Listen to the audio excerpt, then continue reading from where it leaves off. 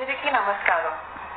ముందుగా నన్ను ఎంతగా స్వాగతించి నా మీద ఎంత ప్రేమను చూపించిన తెలుగు ఆడియన్స్ అండ్ నన్ను జాను పాప అని పిలుస్తున్నందుకు ఎన్టీఆర్ సార్ ఫ్యాన్స్ అందరికీ నా ధన్యవాదాలు.